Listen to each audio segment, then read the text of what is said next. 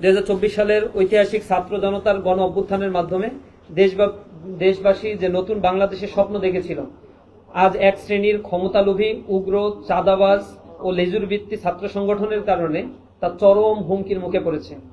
আজ দেশের প্রধান শিক্ষা প্রতিষ্ঠানগুলোতে ছাত্রদল ও যুবদলের চিহ্নিত ক্যাডারদের দ্বারা যে সুপরিকল্পিত ও ন্যাক্কারজনক তাণ্ডব চালানো হয়েছে, আমরা তার তীব্র নিন্দা, ধিক্কার ও প্রতিবাদ জানাতে এখানে এসেছি। আজ 4 আগস্ট জগন্নাথ বিশ্ববিদ্যালয়ের অডিটোরিয়ামে জুলাই গণ অভ্যুত্থান দিবস 2026 উদযাপন অনুষ্ঠান চলাকালে শিক্ষার্থীরা আবাসন সংকট ও দ্বিতীয় ক্যাম্পাসের কাজ সেনাবাহিনীর হাতে হস্তান্তর সহ বিভিন্ন যৌক্তিক দাবির পোস্টার নিয়ে প্রবেশ করতে যান, কিন্তু প্রক্টর অফিস ও ছাত্রদলের নেতাকর্মীরা তাদের পথ আটকে পোস্টারগুলো ছিঁড়ে ফেলে।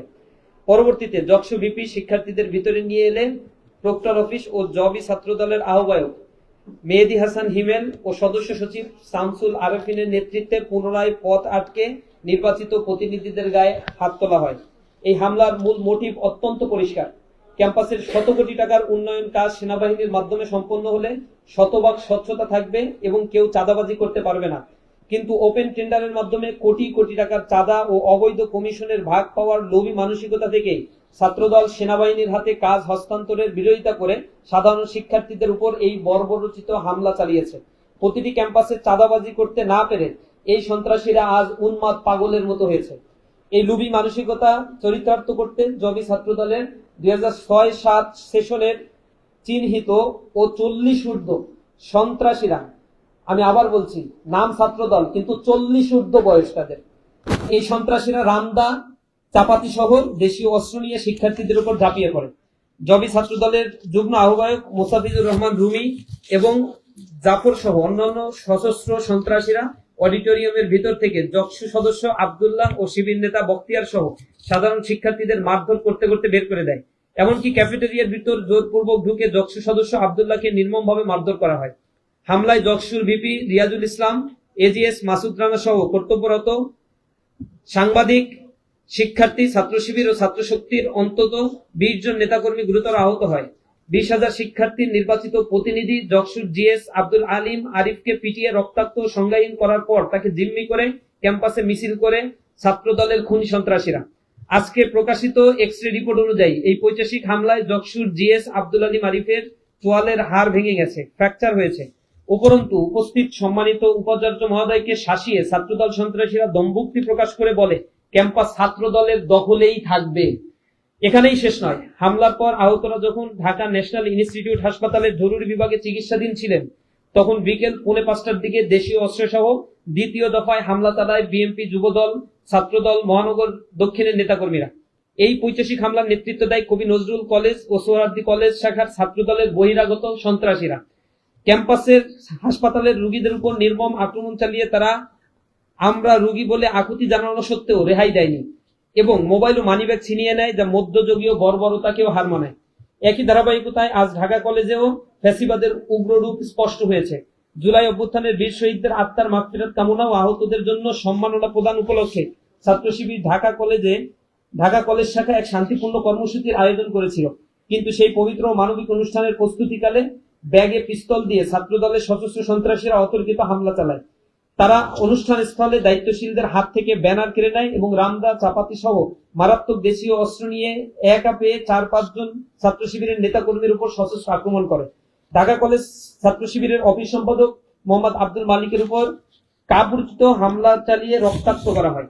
শুধু তাই নয়, পবিত্র দোয়া অনুষ্ঠানটি পণ্ড করে দিয়ে তারা শিক্ষার্থীদের অডিটোরিয়াম ও ক্যাম্পাস থেকে একে একে বের করে নিয়ে এসে রাজপথে মারধর করে এবং রাজধানীর নিউ মার্কেট ও সায়েন্স ল্যাব এলাকায় প্রকাশ্যে অস্ত্র হাতে মিছিল করে এবং কর্তব্যরত সাংবাদিকদের হত্যার হুমকি দেয় ও পথচারীদের উপর চাপাতি দিয়ে হামলা চালায়।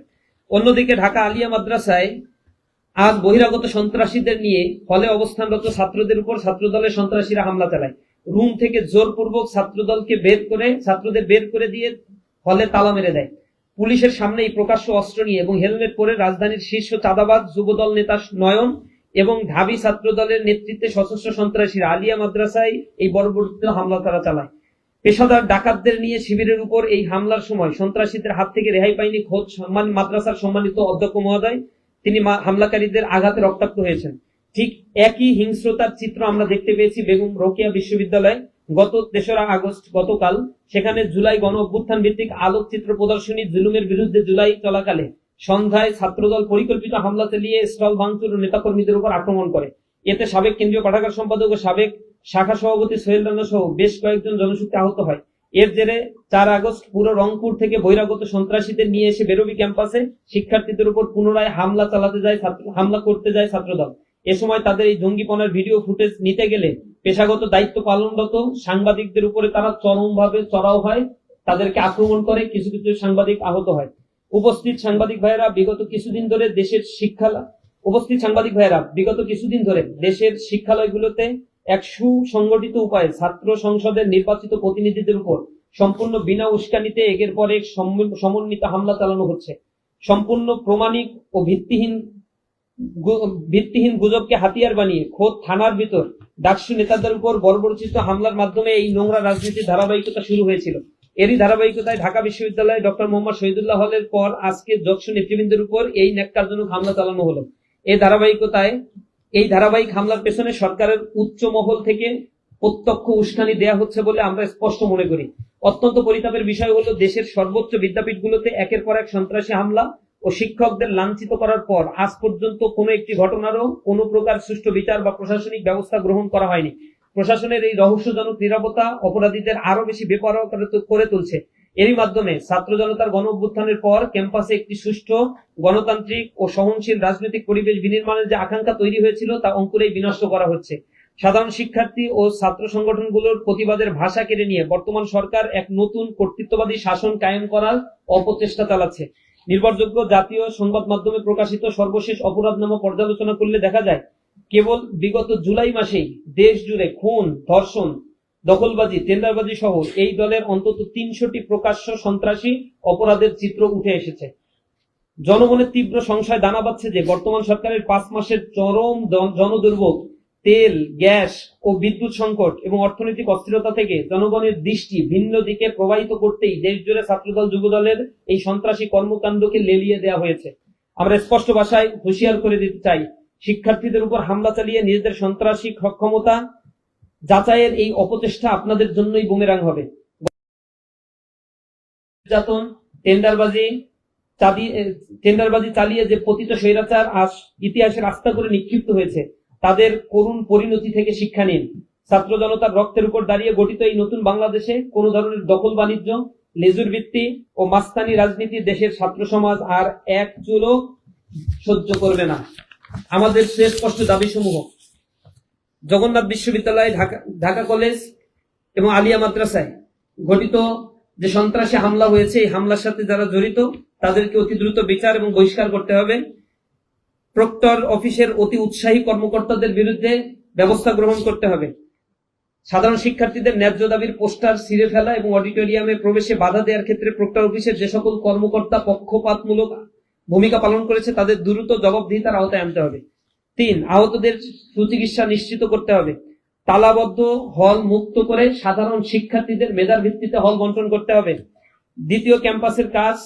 জগন্নাথ বিশ্ববিদ্যালয়ের দ্বিতীয় ক্যাম্পাসের কাজ সেনাবাহিনীর হাতে হস্তান্তর করতে হবে। আজকের এই সংকটময় মুহূর্তে আমরা দেশের সকল শিক্ষার্থী ও সাধারণ ছাত্র সংগঠনগুলোকে ঐক্যবদ্ধ হওয়ার আহ্বান জানাচ্ছি। এই বর্বরোচিত হামলার অবিলম্বে সুষ্ঠু বিচার না হলে দেশের গণতান্ত্রিক অগ্রযাত্রা চরমভাবে বাধার মুখে পড়বে এবং শিক্ষাঙ্গন সহ দেশ জুড়ে এক গভীর অস্থিতিশীলতা তৈরি হবে, যার সম্পূর্ণ দায় এই বর্তমান সরকারকেই বহন করতে হবে। আমরা আজকের সারাদিনে এই বর্বরোচিত হামলার প্রতিবাদে আগামীকাল সকাল 9টায় শহীদ মিনার থেকে রাজু ভাস্কর্য পর্যন্ত ছাত্র গণজামায়াত আমরা পালন করব এবং এই গণজামায়াত থেকে শিক্ষার্থীদের পক্ষ থেকে, ইসলামী ছাত্র শিবিরের পক্ষ থেকে সরকারের প্রতি আজকের এই ন্যাক্কারজনক হামলার বিচারের দাবি জানাবো এবং সামগ্রিকভাবে এই জাতীয় হামলাগুলোর পুনরাবৃত্তি যেন না হয় এ ব্যাপারে সরকারের প্রতি দৃষ্টি আকর্ষণ করছি।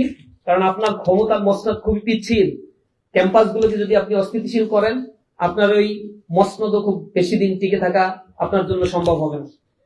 আপনারা দেখেছেন এই হামলার সিনারিও গুলো আমাদের সামনে এসেছে, আমরা কিছু জিনিস আপনাদের কাছে নিয়ে আসছি। হাসপাতালে যে হামলাগুলো চালানো হয়েছে এগুলো আগস্ট মাসের 15ই জুলাই এবং বিভিন্ন সময় এই হামলাগুলো ছাত্রলীগ চালাতো। ইভেন আজকের যে দিন 2 বছর আগে আগস্টের এই সময়ে একই হাসপাতালে জুলাইয়ের এই 35শে জুলাই বা 34শে জুলাইয়ের সময়গুলোতে এই হাসপাতালগুলোতে হামলা চালিয়েছিল ছাত্রলীগ। সেই একই স্টাইলে ছাত্রদল এই হামলাগুলো চালিয়েছে। আজকে হাসপাতালের এমার্জেন্সি রুমগুলোতে ঢুকেছে, সাধারণ রোগীদের উপরে তারা হামলা করেছে। এই হচ্ছে তাদের রিয়েল চিত্র, অর্থাৎ ছাত্রলীগের একেবারেই হুবহু অনুকরণ করছে এই ছাত্রদল। এরপরে আপনারা দেখেছেন রংপুরে আজকে তারা মিছিল নিয়ে বহিরাগত একজনও ছাত্র না, এখানে বহিরাগত সন্ত্রাসীদের নিয়ে এসে বেগম রোকেয়া বিশ্ববিদ্যালয়ের ক্যাম্পাসের সামনে রামদাও, চাপাতি, ক্রিস এগুলো নিয়ে তারা হামলা চালিয়েছে। এখানে আপনারা দেখতে পাচ্ছেন একবার প্রকাশ্যে এগুলো উঠিয়ে নিয়েছে, কিন্তু প্রশাসন পাশে দাঁড়িয়ে নির্বিকার ভূমিকা পালন করছে। আওয়ামী ফ্যাসিবাদের প্রশাসন যেমন ভূমিকা পালন করত, ওই ফ্যাসিবাদের প্রশাসনের প্রেতাত্মারা এখন আবার বর্তমান সরকারের এস্টাবলিশমেন্ট প্রতিষ্ঠার জন্য একই রকম ভূমিকা বা আচরণ তারা দেখাচ্ছে। এখানে আরো কিছু ফুটেজ আমাদের কাছে আছে। জগন্নাথ বিশ্ববিদ্যালয়ে আজকে যারা হামলা করেছে, এখানে আমরা দেখাচ্ছি যে ছাত্র দলের আহ্বায়ক, তার পাশে ছাত্র দলের, এগুলোর 15 বছর আগে ছাত্র জীবন শেষ হয়ে গেছে। ছাত্র বলতে আমার বারবার একটু লজ্জা লাগছে। তারপরেও কমিটিতে আছে, কমিটিরও মেয়াদ উত্তীর্ণ হয়ে গেছে। তারপরেও তাদের কমিটিতে যারা সভাপতি সেক্রেটারি আছে, এগুলো হচ্ছে বিএমপি করার বয়স নয়, শেষ হয়ে গেছে। এরা হচ্ছে প্রকাশ্যে বলছে এই ক্যাম্পাস ছাত্র দলের নিয়ন্ত্রণে থাকবে, বিসি কে শাসাচ্ছে তারা, ক্যাম্পাস ছাত্র দলের নিয়ন্ত্রণে থাকবে। আর বিসি হচ্ছে মাথা নাড়াচ্ছে, কারণ বিসি হচ্ছে তাদের অনুগ্রহে এই পদ পেয়েছে এবং এখন বিসির দায়িত্ব পালন করছে। ন্যূনতম একাডেমিক যোগ্যতা তার ভিতরে নাই। এখানে জিএস যিনি জগন্নাথ বিশ্ববিদ্যালয়, তার উপরে হামলা করা হয়েছে, রক্তাক্ত হয়েছে, তিনি হাসপাতালে আহত অবস্থায় আছেন, গুরুতর অবস্থায় আছেন। এখানে দেখেছেন আপনারা তোফাজ্জল হত্যাকাণ্ডের ঘটনা ঘটেছিল ঢাকা বিশ্ববিদ্যালয়ে। এই হত্যাকাণ্ডের যারা মূল আসামি, তাদের মধ্যে একজন হচ্ছে শেখ রমজান আলী রকি। আজকে এই হেলমেট বাহিনীর জেরাক্স কপি হচ্ছে নয়ন, চাঁদাবাজের একেবারে মাফিয়া চাঁদাবাজ ঢাকার। এই মাফিয়া চাঁদাবাজ নিয়ে আসছে এই হত্যাকারীকে। রকি হচ্ছে এই তোফাজ্জল হত্যাকাণ্ডের আসামি, কিন্তু তাকে নিয়ে এখনো পর্যন্ত এই চাঁদাবাজরা এই সন্ত্রাসদেরকে, এই খুনিদেরকে পুনর্বাসন করার জন্য সরকারের একেবারে প্রচ্ছন্ন মদদে প্রশাসনের নাকের ডগায় এই ভূমিকাগুলো তারা পালন করছে। অর্থাৎ বাংলাদেশে এই খুনের রাজত্ব কারা কায়েম করছে? যে হাজারের উপরে খুন হয়েছে বিগত 5 মাসে, সেই হাজারের উপরে খুনের নেতৃত্ব কাদের মাধ্যমে দেয়া গিয়েছে, এগুলো তার স্পষ্ট প্রমাণ। হাসপাতালে ঢুকে ছাত্রদলের হামলা আরো কিছু চিত্র আপনারা দেখতে পাচ্ছেন। একেবারে রোগী সামনে যাকে পাচ্ছে তাকেই হামলা করছে। হাসপাতালের ভিতরে অস্ত্র সহ তারা হাসপাতালে প্রবেশ করছে এবং এগুলো দিয়ে এলোপাথারি মারছে রোগীদের উপরে, সেখানে রোগীর স্বজনদের উপরে। সায়েন্স ল্যাবে আজকে ঢাকা কলেজে কোনো ধরনের উস্কানি ছাড়াই সেখানে পথচারীদের উপর হামলা করে চাপা দিয়ে গুরুতর আহত করেছে কয়েকজনকে। আমরা জানতে পেরেছি প্রায় 5 জন হাসপাতালে ভর্তি রয়েছে। একজন মুরব্বীর চেহারা আপনারা দেখতে পাচ্ছেন। এগুলো কোন ছাত্র সংগঠনের নেতা কর্মীরা, এখানে আজকে যারা হামলার সাথে জড়িত ছিল টোটাল হচ্ছে টোকাইদেরকে ভাড়া করে নিয়ে আসা হয়েছে এবং অর্থ দিয়ে তাদেরকে কিনে নিয়ে আসা হয়েছে। বিশ্ববিদ্যালয়ের কোর্টের পাশের আইনজীবী, তিনি সেখানে হয়তো হাসপাতালে গিয়েছিলেন এবং হাসপাতালে চিকিৎসার জন্য বা তার রোগী ছিল, তার উপরে হামলা করে তাকে রক্তাক্ত করা হয়েছে।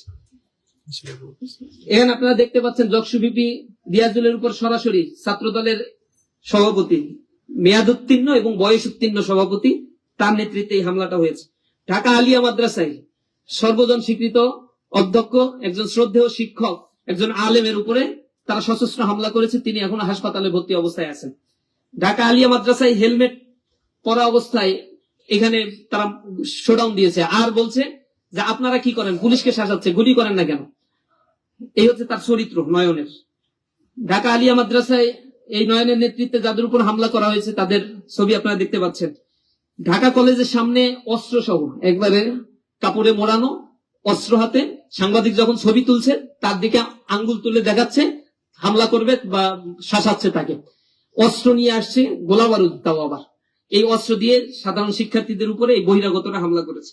এবং জুলাই শহীদদের জন্য দোয়া অনুষ্ঠান ঢাকা কলেজের, এই দোয়া অনুষ্ঠানের সেখানে তারা অস্ত্র শস্ত্র সহ আক্রমণ করার জন্য উপস্থিত হয়েছে। এভাবে সোশ্যাল মিডিয়ায় ছড়িয়ে পড়া অসংখ্য ছবি আছে যেখানে সাংবাদিকদের উপরে আক্রমণ করা হয়েছে, সাংবাদিকরা সেখানে রক্তাক্ত হয়েছে, শিক্ষকদের লাঞ্ছিত করা হয়েছে। এটা আর কোন ছাত্র সংগঠনের পজিশনে আর ছাত্রদল নাই। এটা কেন্দ্র কমিটি থেকে একবারে রুরাল লেভেল পর্যন্ত প্রতিটা বিশ্ববিদ্যালয়ে তাদের কমিটির মেয়াদ এবং ছাত্রত্ব অন্তত 10-15 বছর আগে শেষ হয়ে গিয়েছে। এই অছাত্ররা কোন ইন্টেনশন নিয়ে এই ক্যাম্পাসগুলোতে আছে। জগন্নাথ বিশ্ববিদ্যালয়ে আপনারা খেয়াল করবেন সেখানে ছাত্র দলের আজকের ঘটনার মূল কারণটা হচ্ছে ছাত্ররা প্রথমে ইনকলাব মঞ্চের ব্যানারে সেখানে গিয়ে ইউজিসির চেয়ারম্যান উপস্থিত হয়েছে, তার কাছে তারা স্মারকলিপি দেবে, দাবি করবে যে ঠিকাদার প্রতিষ্ঠানের উপরে কাছে এই প্রতিষ্ঠানের হল নির্মাণের দায়িত্ব দেওয়া যাবে না। প্রায় 10,000 কোটি টাকার একটা প্রজেক্ট, এই প্রজেক্টটা দিতে হবে সেনাবাহিনীর হাতে যাতে খুব দ্রুত এই হল নির্মাণ হয়। এর আগেও 15,000 কোটি টাকা এখানে দেওয়া হয়েছিল, 1500 কোটি টাকা সম্ভবত, বা 15,000 কোটি টাকা সামথিং এমন দেওয়া হয়েছিল। 1500 সময়ে যারা যে ভিসি ছিল, আওয়ামী লীগের যুবলীগের ভিসি ছিল, সেই ভিসি সেটা পুরো টাকাটাই মেরে খেয়ে ফেলছে। এখন আবার এই টাকাটা বরাদ্দ দেওয়ার কথা, সেই টাকাটাও যাতে ঠিকাদারি প্রতিষ্ঠানের কাছে দেয়, এই ঠিকাদারি গ্রহণ করবে ছাত্র দলের নেতা কর্মীরা বা ওই এলাকার যারা বিএনপি নেতা কর্মীরা আছে, সেখানে অনেক ভাগ বাটোয়ারার ব্যাপার আছে। আমাদের স্পষ্ট কথা হচ্ছে স্টুডেন্টদেরকে স্বার্থকে প্রায়োরিটি দিতে হবে, এখানে দ্রুত হল নির্মাণ করতে হবে। অত্যন্ত ভোগান্তির মধ্য দিয়ে জগন্নাথ বিশ্ববিদ্যালয়ের শিক্ষার্থীরা পড়াশোনা করে, একটা ন্যূনতম হল জগন্নাথ বিশ্ববিদ্যালয়ের ছাত্রদের জন্য নাই, যা অত্যন্ত লজ্জাজনক।